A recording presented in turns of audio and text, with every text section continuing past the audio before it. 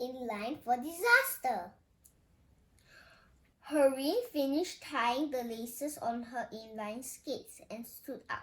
It was a perfect spring day at the park. Her family was going to walk the trail with her friend Mindy Song and Mindy's parents. Mindy had brought her bicycle to ride the hilly paved trails. The hilly paved trails. Paved trails.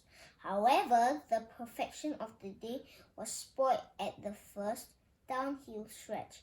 Mindy sailed down the slope on her bike, but just as Harim was about to push off to follow, her dad grabbed her hand. "Dad, I can skate perfectly well by myself," Harim protested. "Not downhill," he said firmly. "That's right," added Mom. "These hills are steep. You could easily fall and hurt yourself." "I'll hold your hand going down," said Dad. "That way I can make sure you don't fall and scrape your knees or get badly hurt." "I'm not a baby," Harim shot back. "I've been inline skating since I was 5. Mindy gets to ride her bike downhill. There's no reason for me to have to hold on like a toddler. Toddler. No ifs and no ands or buts," said Mom. "You hold Dad's hand going downhill." Harim fumed as she and her father descended the hill. Of course she could not go very fast while being held back this way. It was the same as at the top of each hill. Mindy sped away downhill while Harim held Dad's hand like a baby just learning to walk. It was humiliating. Too humiliating, she decided as she waited at the top of the next hill. The adults were all absorbed in their conversation, and she was tired of waiting for them to stop talking. "I'm going down," she announced. Still talking to Mr. Song, Dad held out his hand for Harim to grasp. "No!" Harim jerked away and shoved off. She rolled smoothly down the paved track, picking up speed. "Oh yeah, this is what I came for." The day was warm and the cool breeze created by her speed felt good on her flushed cheeks. She sped faster and faster. It was like flying until Harim never knew exactly what happened. Just as she reached the bottom of the hill, she suddenly felt herself pitching forward. She tried desperately to stay upright, flailing her arms and struggling to control her feet, but she could not keep her balance. She smacked into the pavement face first and kept going. As she slid along the concrete, it felt as if all the skin on her body was being ripped off. "Harim!" All the adults yelled and came running down the hill. Mindy, halfway up the next hill on her bike, turned back and joined the group around her injured friend. Harim lay still, too stunned to move for several moments. Her whole body stung like it was on fire. Her knees and elbows felt as if they had been smashed with a hammer. Even her teeth hurt. Fortunately, Mrs. Song was a nurse. She knelt and examined the injured girl. Blood was streaming from Harim's mouth, where her teeth had cut into her lips.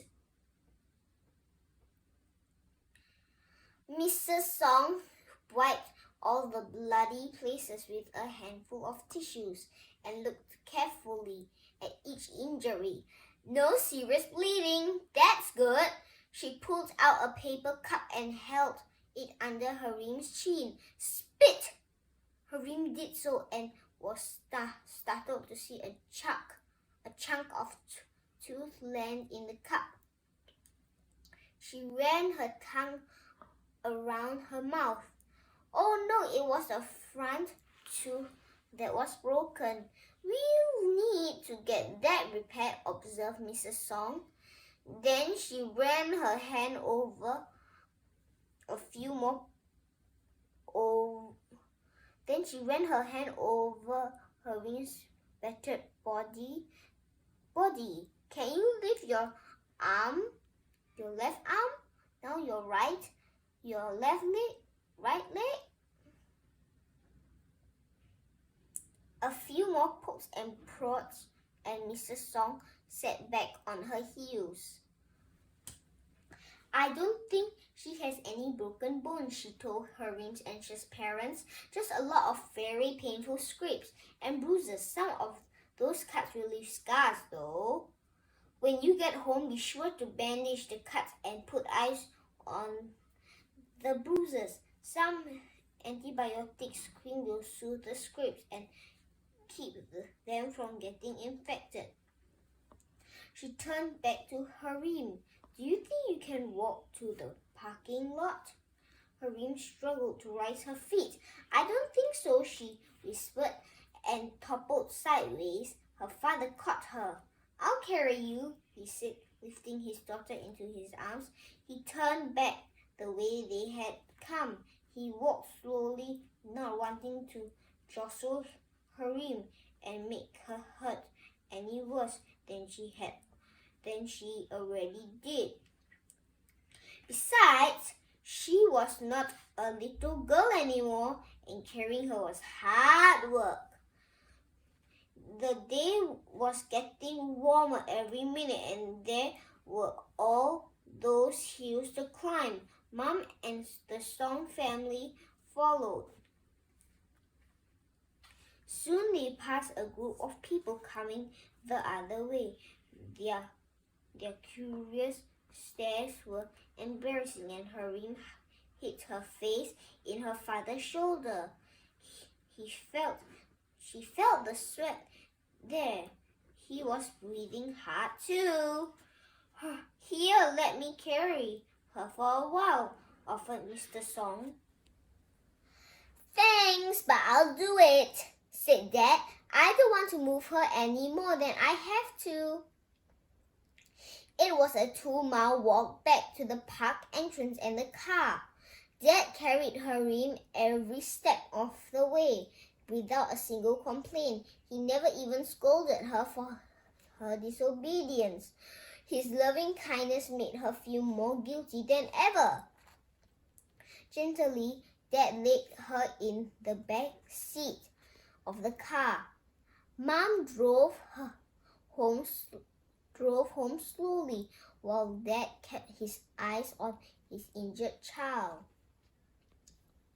The next day, as Harim lay in her bed in aching, burning pain, she began to think. She remembered Jesus' story about the shepherd who rescued the lost sheep and carried it home across his shoulders. In much the same way her father had carried her so tenderly, even though her injuries were her own fault. It suddenly struck her. That is what God is like when we are hurt and tired. Jesus helps us. He carries us when we cannot walk life's difficult paths. He does not abandon us even when we are disobedient. No wonder the Bible says God is love. He thought. Harim was filled with thankfulness for her parents' love, but even more for the love of Jesus. She knew that he would carry her through the bumps and bruises of life all the way home to heaven. Think about it. In the story, Harim's parents made a rule to keep her safe. What rules help to keep you safe? When I'm in school, listen to my teachers. When I'm in church, I listen to my pastors. When I'm at home, I make no mess. When I'm outside, I do not run about. I hold my aunts or whoever is taking good care of me. I hold them tight so that I don't run off. Even if I want to buy something, I'll ask them, and if they say yes, I can buy it. If they say no, I can't buy it. Why didn't Harim's parents punish her for disobeying? She already had the consequences, which was from her own disobedience. Why should they have to punish her again? After the experience, do you think she will be more likely to obey or disobey in the future? Obey.